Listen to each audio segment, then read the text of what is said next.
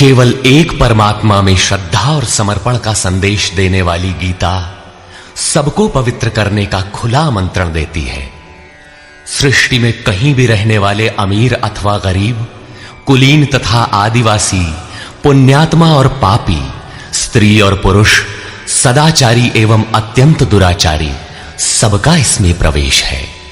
विशेषकर गीता पापियों के ही उद्धार का सुगम पथ बताती है। पुण्यात्मा तो भजते ही हैं। प्रस्तुत है उसी गीता की अद्वितीय व्याख्या यथार्थ गीता का कैसेट प्रसारण।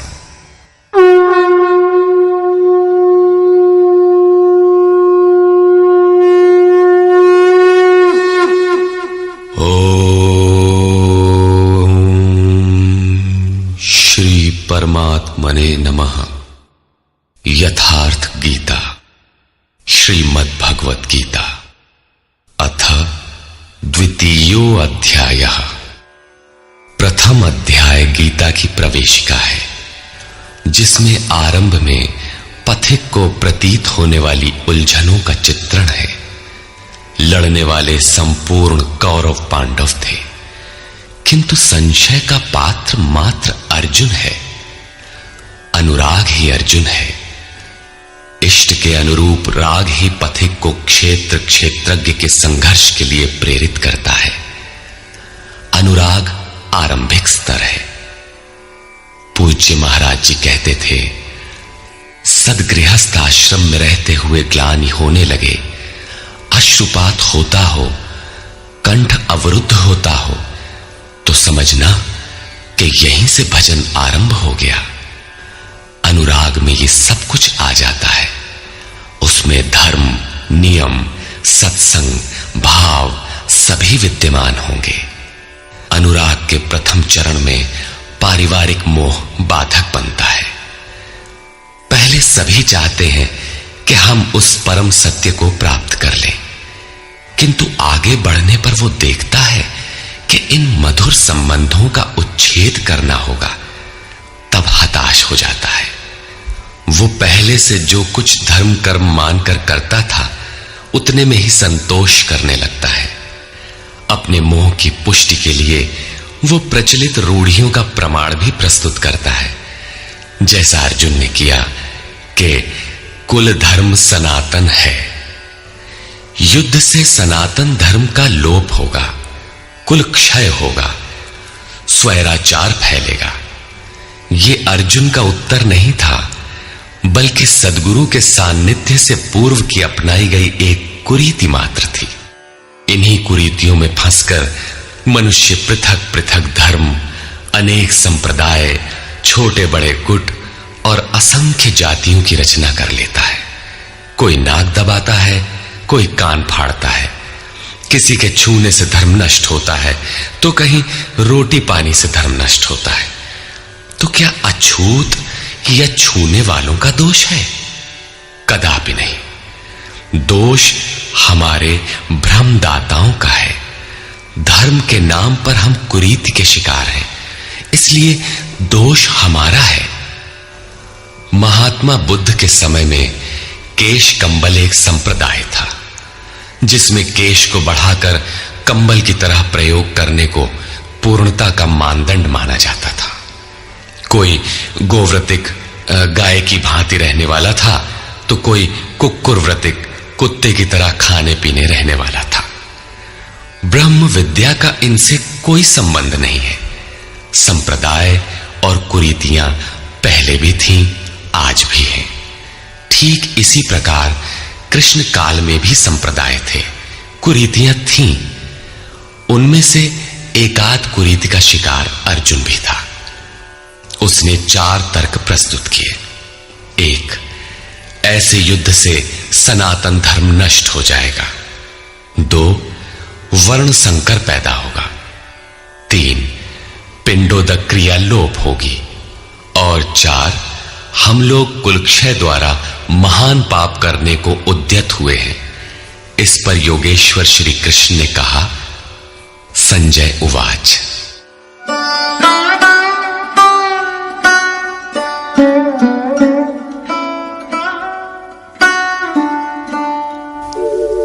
तथा कृपयाविष्टम् अश्रुपूर्णाकुलेक्षणम् विषीदन्तमिदं वाक्यम् उवाच मधुसूदनः। करुणा से व्याप्त अश्रुपूर्ण व्याकुल नेत्रों वाले उस अर्जुन के प्रति मधुसूदन, मद का विनाश करने वाले भगवान ने ये वचन कहा। श्री भगवान उवाच।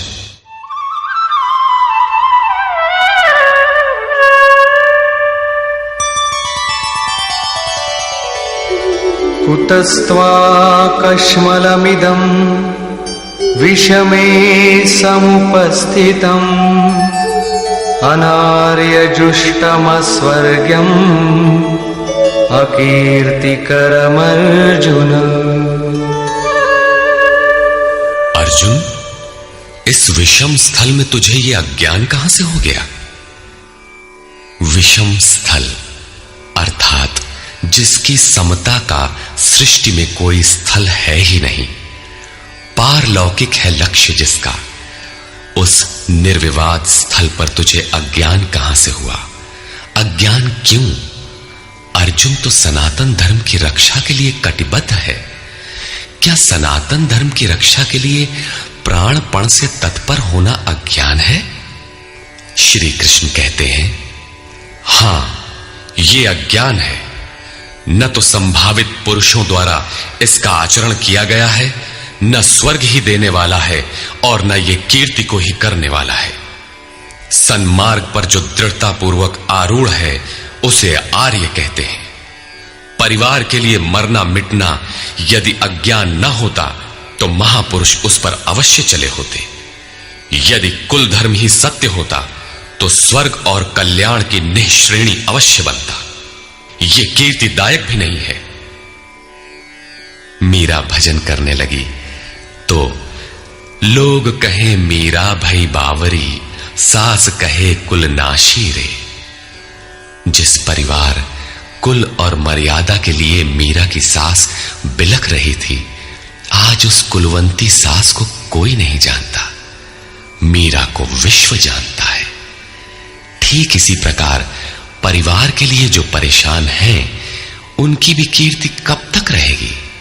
जिसमें कीर्ति नहीं, कल्याण नहीं, श्रेष्ठ पुरुषों ने भूल कर भी जिसका आचरण नहीं किया, तो सिद्ध है कि वो अज्ञान है। अतः क्लैब्यमास्मगमः पार्थ नैतत्त्वय्युपपद्यते क्षुद्रं हृदय दौर्बल्यं त्यक्त्वोत्तिष्ठ परन्तप। अर्जुन, नपुंसकता को मत प्राप्त हो। क्या अर्जुन नपुंसक था? क्या आप पुरुष हैं? नपुंसक वो है जो पौरुष से हीन हो। सब अपनी समझ से पुरुषार्थ ही तो करते हैं। किसान रात दिन खून पसीना एक करके खेत में पुरुषार्थ ही तो करता है। कोई व्यापार में पुरुषार्थ समझता है तो कोई पद का दुरुपयोग करके पुरुषार्थी बनता है। जीवन भर पुरुषार्थ करने पर भी खाली हाथ जाना पड़ता है। स्पष्ट है कि यह पुरुषार्थ नहीं है। शुद्ध पुरुषार्थ है आत्मदर्शन। गार्गी ने याज्ञवल्क्य से कहा, नपुंसक पुमान ज्ञेयो यो न वेत्ति हृदि स्थितम पुरुषम स्वप्रकाशम तस्मानंदात्मानमव्ययम्। वो पुरुष होते हुए भी नपुंसक है जो हृदयस्थ आत्मा को नहीं पहचानता।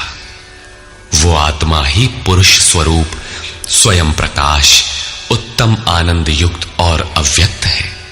उसे पाने का प्रयास ही पौरुष है।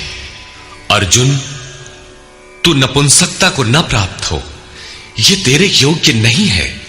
हे परम तप, हृदय की इस क्षुद्र दुर्बलता को त्याग कर युद्ध के लिए खड़ा हो। इस पर अर्जुन ने तीसरा प्रश्न प्रस्तुत किया। अर्जुन उवाच।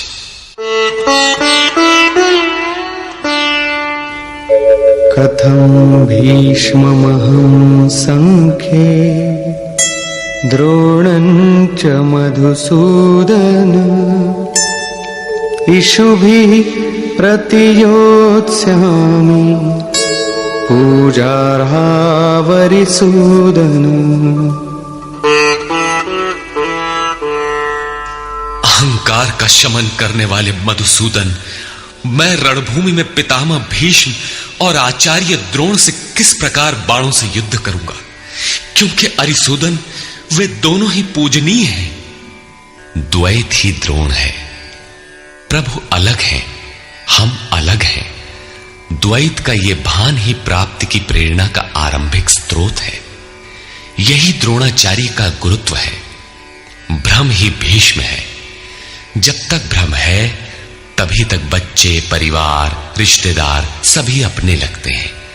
अपना लगने में भ्रम ही माध्यम है। आत्मा इन्हीं को पूज्य मानकर इनके साथ रहता है कि ये पिता हैं, दादा हैं, कुलगुरु हैं इत्यादि। साधन के पूर्ति काल में गुरु न चेला, पुरुष अकेला।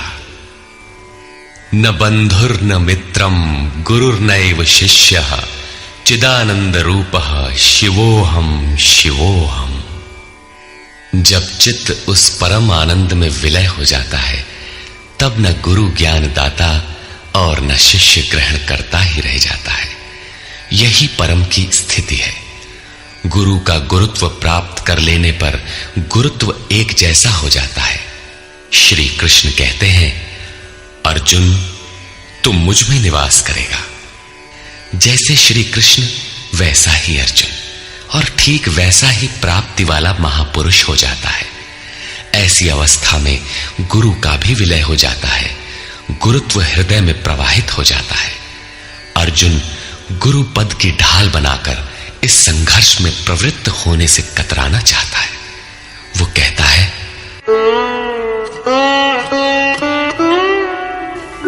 गुरून् हत्वा हि महानुभावान् श्रेयो भोक्तुं भैक्षमपीह लोके हत्वार्थकामास्तु गुरूनिहैव भुञ्जीय भोगान् रुधिरप्रदिग्धान्। इन महानुभाव गुरुजनों को न मारकर मैं इस लोक में भिक्षा का अन्न भी श्रेयस्कर समझता हूं। यहां भिक्षा का अर्थ उदर पोषण के लिए भीख मांगना नहीं, बल्कि सत्पुरुषों की टूटी फूटी सेवा द्वारा उनसे कल्याण की याचना ही भिक्षा है। अन्नम ब्रह्मेति व्यजानात्। अन्न एकमात्र परमात्मा है, जिसे प्राप्त करके आत्मा सदा के लिए तृप्त हो जाता है, कभी अतृप्त नहीं रहता। हम महापुरुषों की सेवा और याचना द्वारा शनैः शनैः ब्रह्म पीयूष प्राप्त करें, किंतु ये परिवार न छूटे, यही अर्जुन के भिक्षान्न की कामना है। संसार में अधिकांश लोग ऐसा ही करते हैं। वे चाहते हैं कि पारिवारिक स्नेह संबंध न मारना पड़े और मुक्ति भी शनैः शनैः मिल जाए, किंतु चलने वाले पथिक के लिए, जिसके संस्कार इनसे ऊपर है, जिसमें संघर्ष की क्षमता है, स्वभाव में क्षत्रियत्व प्रवाहित है, उसके लिए इस भिक्षान्न का विधान नहीं है। स्वयं न करके याचना करना भिक्षान्न है। गौतम बुद्ध ने भी मध्यम निकाय के धम्म दायाद सुत्त में इस भिक्षान्न की आमिष दायाद कहकर उसे हेय माना है, जबकि शरीर यापन से सभी भिक्षु थे। इन गुरुजनों को मारकर मिलेगा क्या? इस लोक में रुधिर से सने अर्थ और काम के भोग ही तो भोगने को मिलेंगे। अर्जुन कदाचित सोचता था कि भजन से भौतिक सुखों की मात्रा में अभिवृद्धि होगी। इतना संघर्ष झेलने के बाद भी इस शरीर के पोषक अर्थ और काम के भोग ही तो मिलेंगे। वो पुनः तर्क देता है,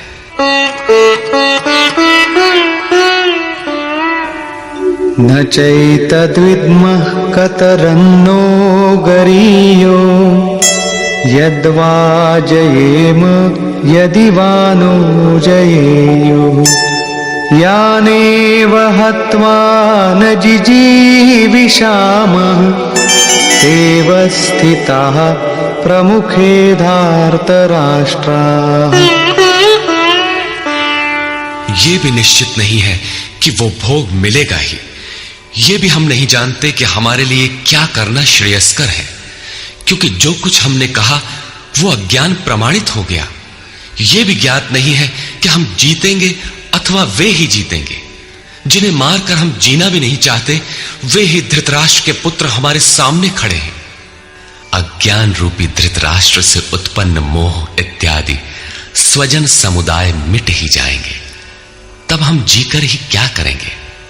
अर्जुन पुनः सोचता है कि जो कुछ हमने कहा कदाचित ये भी अज्ञान हो, अतः प्रार्थना करता है। कार्पण्यदोषोपहतः स्वभावः पृच्छामि त्वां धर्मसम्मूढचेताः यच्छ्रेयस्यान्निश्चितं ब्रूहि तन्मे शिष्यस्तेऽहं शाधि मां त्वां प्रपन्नम्। कायरता के दोष से नष्ट स्वभाव वाला, धर्म के विषय में सर्वथा मोहित चित्त हुआ मैं आपसे पूछता हूं, जो कुछ निश्चित परम कल्याणकारी हो वो साधन मेरे लिए कहिए। यहां अर्जुन ने पूर्ण समर्पण कर दिया। अभी तक वो श्री कृष्ण को अपने स्तर का ही समझता था, अनेक विद्याओं में अपने को कुछ आगे ही मानता था। यहां उसने अपनी बागडोर श्री कृष्ण को वस्तुतः सौंप दी। सद्गुरु पूर्ति पर्यंत हृदय में रहकर साधक के साथ चलते हैं। यदि वे साथ न रहे तो साधक पार न हो। युवा कन्या के परिवार वाले जिस प्रकार शादी विवाह तक उसको संयम की शिक्षा देते हुए संभाल ले जाते हैं, ठीक उसी प्रकार सद्गुरु अपने शिष्य की अंतरात्मा से रथी होकर उसे प्रकृति की घाटियों से निकालकर पार कर देते हैं। अर्जुन निवेदन करता है कि भगवान एक बात और है। नहि प्रपश्यामि ममापनुद्यात् यच्छोकमुच्छोषणमिन्द्रियाणाम् अवाप्य भूमावसपत्नमृद्धम् राज्यं सुराणामपि चाधिपत्यम्। भूमि पर निष्कंटक धन धान्य संपन्न राज्य को और देवताओं के स्वामीपन इंद्र पद को पाकर भी मैं उस उपाय को नहीं देखता जो मेरी इंद्रियों को सुखाने वाले शोक को दूर कर सके। जब शोक बना ही है तो ये सब लेकर ही मैं क्या करूंगा। यदि इतना ही मिलना है तो क्षमा करें। अर्जुन ने सोचा, अब इसके आगे बतावेंगे भी क्या। संजय उवाच। एवमुक्त्वा ऋषिकेशं गुडाकेशः परन्तप न योत्स्यैति गोविन्दम् उक्त्वा तूष्णीं बभूवः। संजय बोला, हे राजन, मोह निशाजयी अर्जुन ने हृदय के सर्वज्ञ श्री कृष्ण से ये कहकर कि गोविंद मैं युद्ध नहीं करूंगा, चुप हो गया। अभी तक अर्जुन की दृष्टि पौराणिक है, जिसमें कर्म कांडों के साथ भोगों की उपलब्धि का विधान है, जिसमें स्वर्ग ही सब कुछ माना जाता है, जिस पर श्री कृष्ण प्रकाश डालेंगे कि ये विचारधारा भी गलत है। तमुवाच ऋषिकेशः प्रहसन्निव भारत सेनयोरुभयोर्मध्ये विषीदन्तमिदं वचः। उसके उपरांत हे भरतवंशी धृतराष्ट्र, अंतर्यामी योगेश्वर श्री कृष्ण ने दोनों सेनाओं के बीच में उस शोक युक्त अर्जुन को हंसते हुए से ये वचन कहा। श्री भगवानुवाच। अशोचानन्वशोचस्त्वं प्रज्ञावादांश्च भाषसे गतासु न गतासूंश्च नानुशोचन्ति पंडिताः। अर्जुन, तू न शोक करने योग्यों के लिए शोक करता है और पंडितों के से वचन कहता है, किंतु बुद्धि संपन्न पंडित जन जिनके प्राण चले गए हैं उनके लिए तथा जिनके प्राण नहीं गए हैं उनके लिए भी शोक नहीं करते।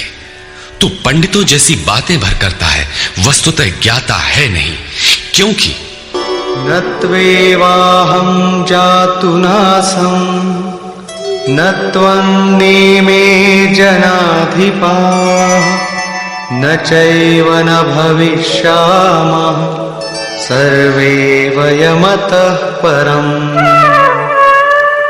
न तो ऐसा ही है कि मैं अर्थात सद्गुरु किसी काल में नहीं था, अथवा तू अनुरागी अधिकारी अथवा जनाधिपाह राजा लोग अर्थात राजसी वृत्ति में पाए जाने वाला अहम नहीं था, और न ऐसा ही है कि आगे हम सब नहीं रहेंगे। सद्गुरु सदैव रहता है, अनुरागी सदैव रहते हैं। यहां योगेश्वर ने योग की अनादिता पर प्रकाश डालते हुए भविष्य में भी उसकी विद्यमानता पर बल दिया। मरने वालों के लिए शोक न करने के लिए कारण बताते हुए उन्होंने कहा, देहिनोऽस्मिन् यथा देहे कौमारं यौवनं जरा तथा देहान्तरप्राप्तिः धीरस्तत्र न मुह्यति। जैसे जीवात्मा की इस देह में कुमार, युवा और वृद्ध अवस्था होती है, वैसे ही अन्य अन्य शरीर प्राप्ति। इसलिए धीर पुरुष मोहित नहीं होता है। कभी आप बालक थे, शनैः शनैः युवा हुए, तब आप मर तो नहीं गए, पुनः वृद्ध हुए। पुरुष एक ही है। उसी प्रकार लेश मात्र भी दरार नए देह की प्राप्ति पर नहीं पड़ती। कलेवर का यह परिवर्तन तब तक चलेगा जब तक परिवर्तन से परे वस्तु नहीं मिल जाती।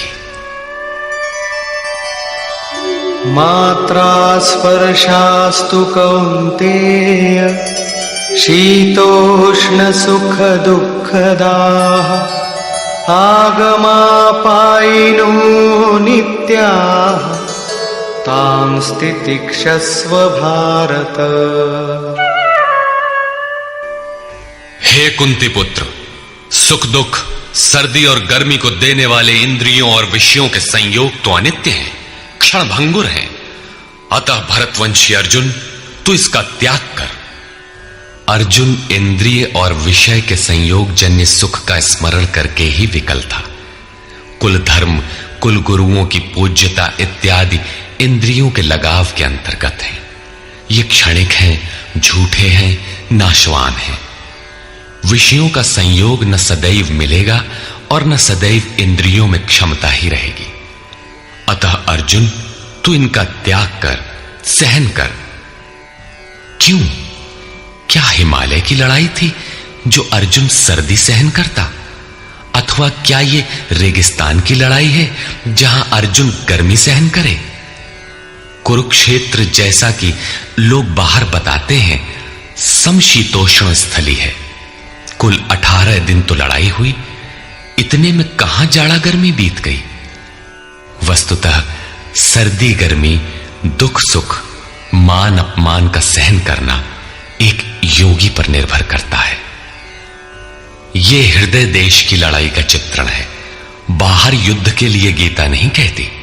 यह क्षेत्र क्षेत्रज्ञ का संघर्ष है, जिसमें आसुरी संपद का सर्वथा शमन कर परमात्मा में स्थिति दिलाकर दैवी संपद भी शांत हो जाती है। जब विकार है ही नहीं तो सजातीय प्रवृत्तियां किस पर आक्रमण करें? अतः पूर्णत्व के साथ वे भी शांत हो जाती हैं, इससे पहले नहीं। गीता अंतरदेश की लड़ाई का चित्रण है। इस त्याग से मिलेगा क्या? इससे लाभ क्या है? इस पर श्री कृष्ण कहते हैं, यं हि न व्यथयन्त्येते पुरुषं पुरुषर्षभ समदुःखसुखं धीरं सोऽमृतत्वाय कल्पते। क्योंकि हे पुरुष श्रेष्ठ, दुख सुख को समान समझने वाले जिस धीर पुरुष को इंद्रियों और विषयों के संयोग व्यथित नहीं कर पाते, वो मृत्यु से परे अमृत तत्व की प्राप्ति के योग्य हो जाता है। यहां श्री कृष्ण ने एक उपलब्धि अमृत की चर्चा की। अर्जुन सोचता था कि युद्ध के परिणाम में स्वर्ग मिलेगा या पृथ्वी, किंतु श्री कृष्ण कहते हैं कि न स्वर्ग मिलेगा और न पृथ्वी, बल्कि अमृत मिलेगा। अमृत क्या है? नासतो विद्यते भावो नाभावो विद्यते सतः उभयोरपि दृष्टोऽन्तः त्वनयोस्तत्त्वदर्शिभिः। अर्जुन, असत वस्तु का अस्तित्व नहीं है, वो है ही नहीं, उसे रोका नहीं जा सकता, और सत्य का तीनों काल में अभाव नहीं है, उसे मिटाया नहीं जा सकता। अर्जुन ने पूछा, क्या भगवान होने के नाते आप कहते हैं? श्री कृष्ण ने बताया, मैं तो कहता ही हूं, इन दोनों का यह अंतर हमारे साथ साथ तत्वदर्शियों द्वारा भी देखा गया है। श्री कृष्ण ने वही सत्य दोहराया जो तत्वदर्शियों ने कभी देख लिया था। श्री कृष्ण भी एक तत्वदर्शी महापुरुष थे। परम तत्व परमात्मा का प्रत्यक्ष दर्शन करके उसमें स्थिति वाले तत्वदर्शी कहलाते हैं। सत और असत हैं क्या? इस पर कहते हैं, अविनाशी तु तद्विद्धि येन सर्वमिदं ततं विनाशमव्ययस्यास्य न कश्चित् कर्तुमर्हति। नाश रहित तो वो है जिससे ये संपूर्ण जगत व्याप्त है। इस अव्ययस्य अविनाशी का विनाश करने में कोई समर्थ नहीं है। किंतु इस अविनाशी अमृत का नाम क्या है?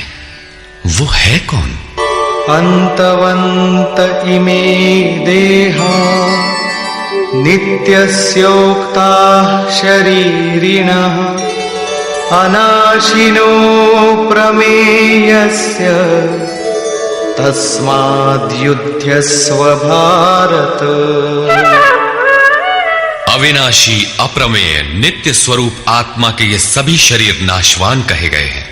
इसलिए भरतवंशी अर्जुन, तू युद्ध कर। आत्मा ही अमृत है, आत्मा ही अविनाशी है जिसका तीनों कालों में नाश नहीं होता। आत्मा ही सत है, शरीर नाशवान है, यही असत है जिसका तीनों कालों में अस्तित्व नहीं है। शरीर नाशवान है, इसलिए तू युद्ध कर। इस आदेश से यह स्पष्ट नहीं होता कि अर्जुन केवल कौरवों को मारे।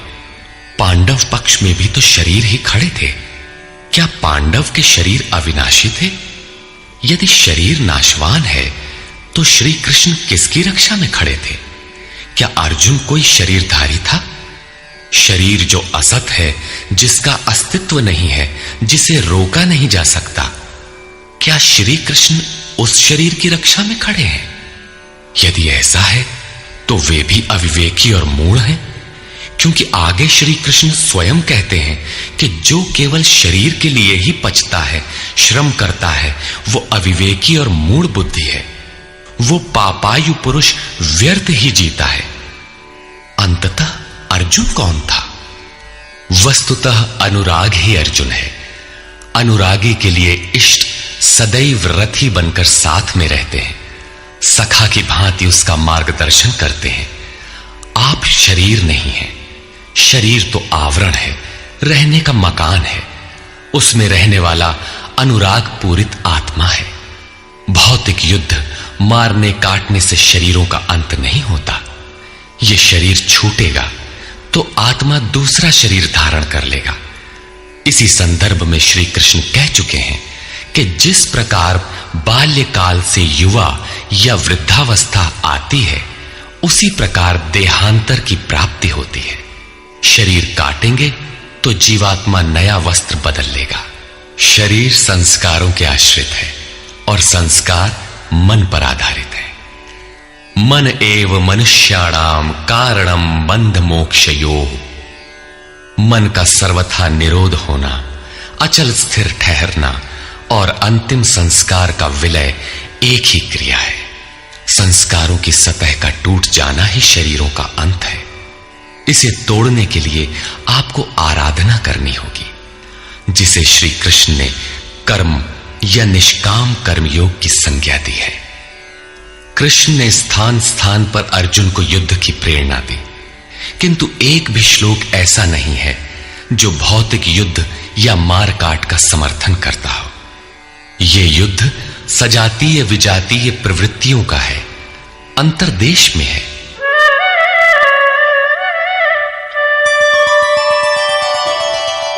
य एनं वेत्ति हन्तारम् यश्चैनं मन्यते हतम् उभौ तौ न विजानीतो नायं हन्ति न हन्यते। जो इस आत्मा को मारने वाला मानता है तथा जो इस आत्मा को मरा हुआ समझता है, वे दोनों ही आत्मा को नहीं जानते, क्योंकि ये आत्मा न तो मारता है और न मारा ही जाता है। पुनः इसी पर बल देते हैं।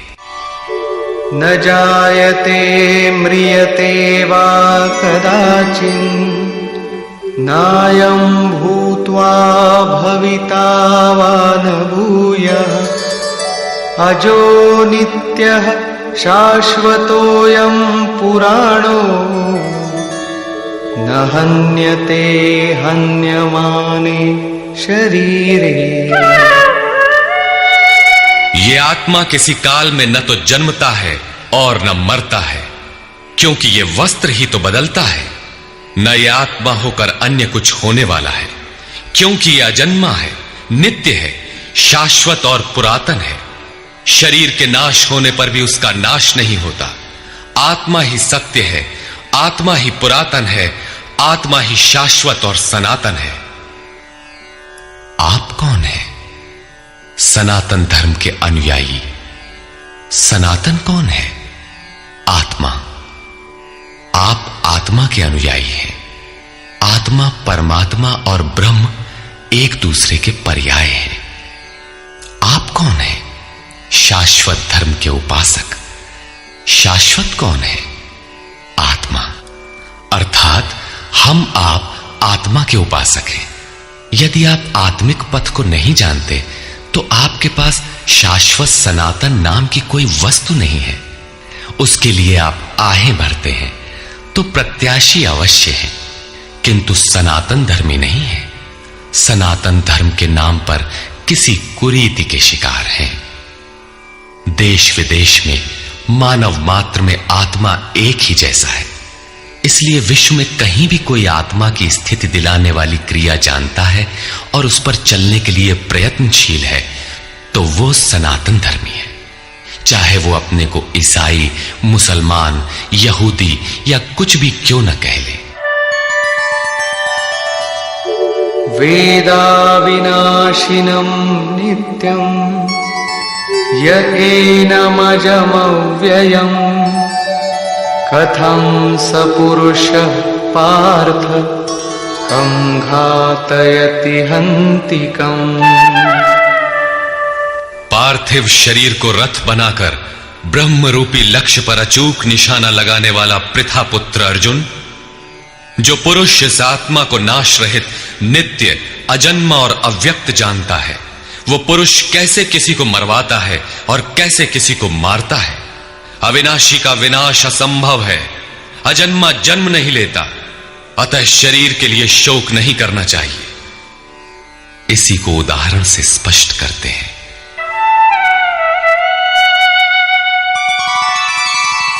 वासांसि जीर्णानि यथा विहाय नवानि गृह्णाति नरोपराणि तथा शरीराणि विहाय जीर्णान्यन्यानि संयाति नवानि देहि।